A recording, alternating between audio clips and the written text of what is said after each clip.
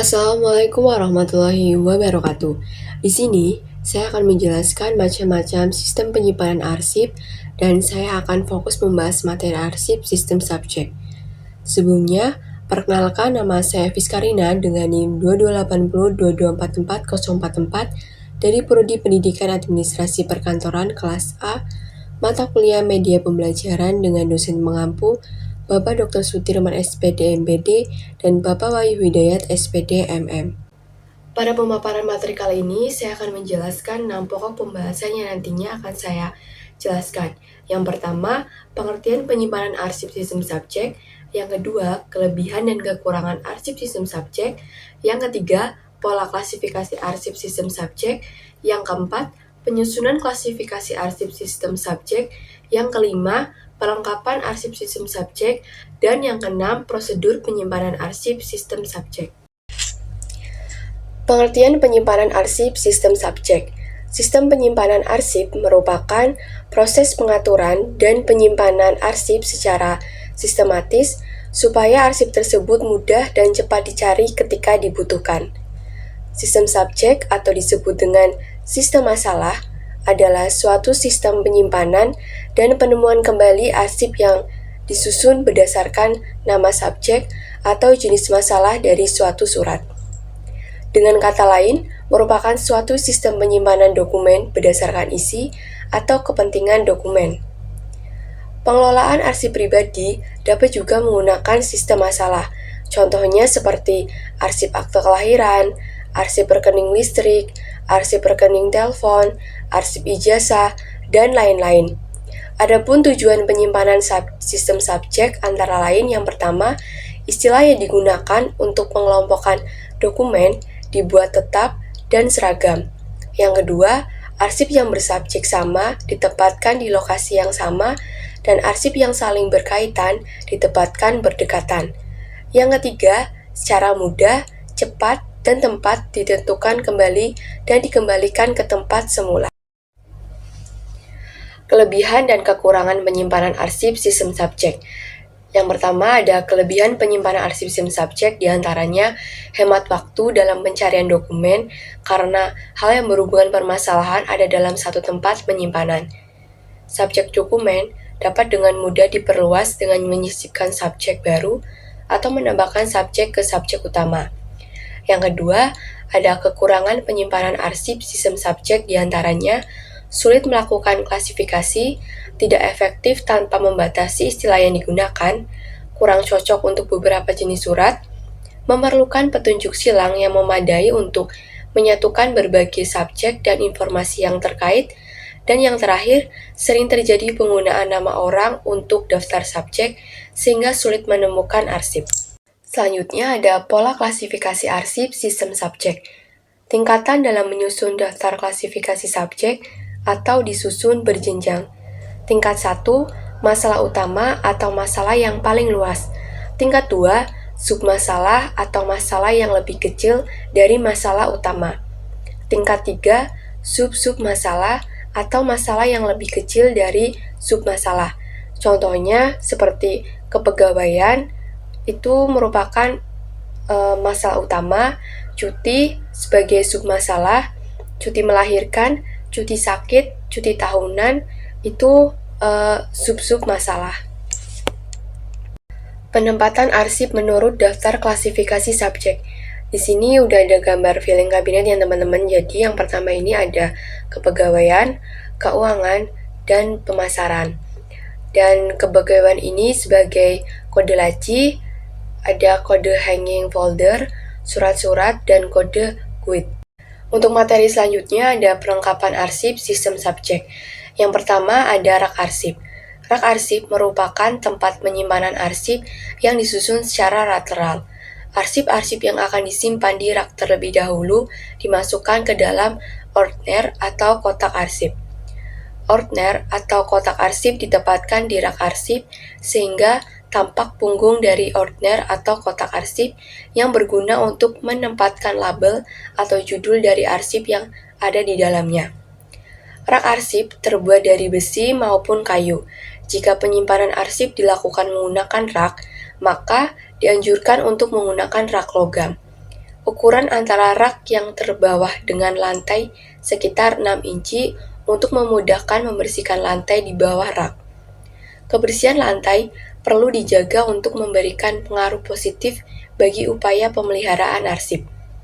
Yang kedua ada filing cabinet, merupakan peralatan arsip yang biasa digunakan untuk menyimpan berkas ke dalam laci. Filing cabinet ini bisa terbuat dari plastik, logam, atau kayu. Di dalam laci biasanya menggunakan semacam slide untuk mempermudah ketika membukanya. Lalu, ada semacam pengunci untuk mencegah laci ketarik keluar hingga lepas. Mekanisme sederhana ini sangat membantu untuk buka tutup laci. Di depan laci bisa ditempelkan label atau memudahkan mengidentifikasi berkas yang ada di dalamnya. Beberapa filing kabinet memiliki kunci khusus untuk menghindari pembobolan berkas yang disimpan. Yang ketiga, ada lemari arsip. Lemari arsip memiliki fungsi sama seperti filing kabinet tadi, namun bentuknya itu lebih mirip ke almari pakaian, dan penyimpanannya pun tidak dilakukan seperti filing kabinet. Penyimpanan pada lemari arsip ini biasanya dengan cara memasukkan berkas ke dalam ordner, lalu diletakkan secara berdiri menyamping. Meskipun sebetulnya bisa juga ditumpuk secara langsung, secara mendatar seperti filing kabinet di atas, lemari arsip biasanya terbuat dari besi atau kayu yang dilengkapi dengan daun pintu. Yang keempat, ada guide, merupakan lembaran kertas yang digunakan untuk sekat atau pemisah bagian-bagian dokumen. Guide bisa dibuat dengan berbagai ukuran sesuai dengan ukuran berkas. Kertas yang digunakan untuk guide biasanya kertas tebal atau kraton. Guide sendiri memiliki dua bagian yang penting yang perlu dipahami. Yang pertama, tab guide merupakan bagian yang menonjol dan memiliki label tulisan yang menandakan pengelolaan dokumen. Yang kedua ada badan guide, bagian di mana dokumen kita tuh diposisikan sehingga rapi dan mudah dicari.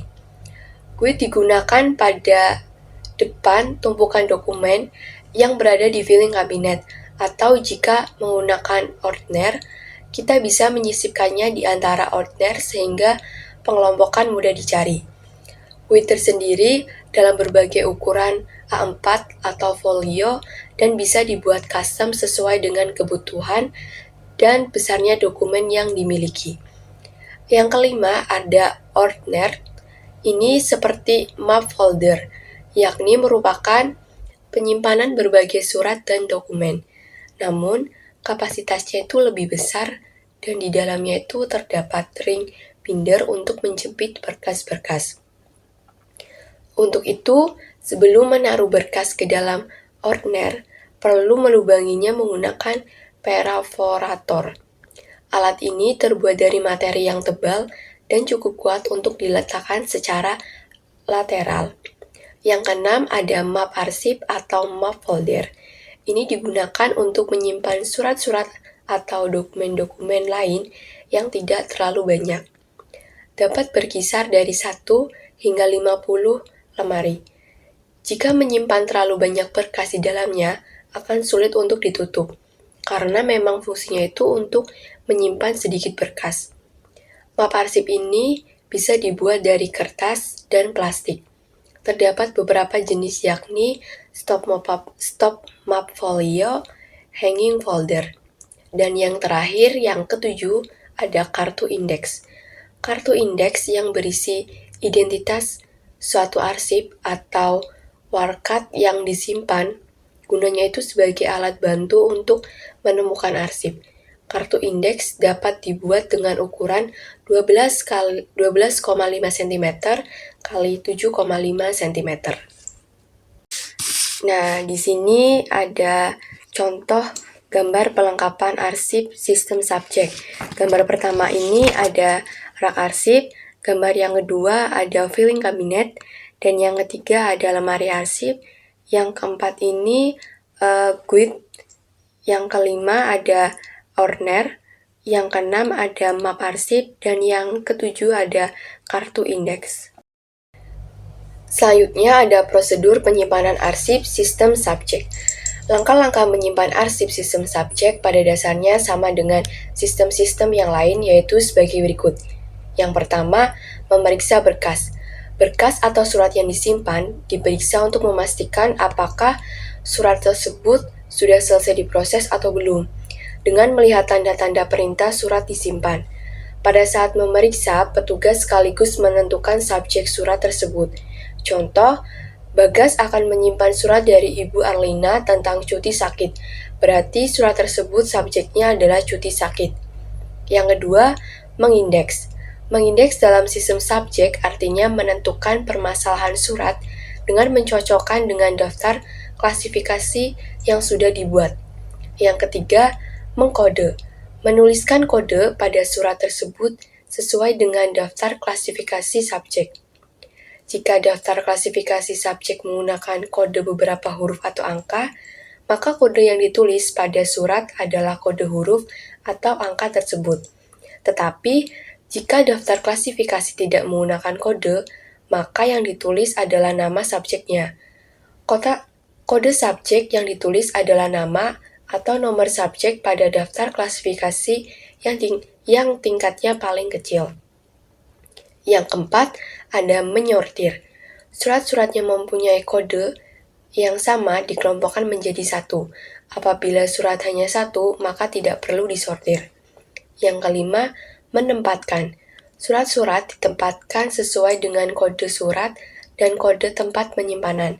Sebagai contoh, surat sakit dari Ibu Arlina ditempatkan dalam laci berkode kepegawaian. Di belakang quit, cuti, dan di dalam hanging folder cuti sakit. Catatannya, sebelum surat ditempatkan secara permanen pada tempat penyimpanan, jangan lupa untuk membuat kartu indeks terlebih dahulu. Untuk kesimpulan pada materi kali ini, dari pembahasan di atas dapat kita simpulkan bahwa sistem subjek adalah sistem penyimpanan dan penemuan kembali berdasarkan pengelompokan nama-nama isu atau topik pada badan pesan. Pada saat membuat daftar klasifikasi topik, permasalahan yang ada dibagi menjadi tingkat-tingkatan. Yang pertama, masalah utama, submasalah, dan sub-submasalah.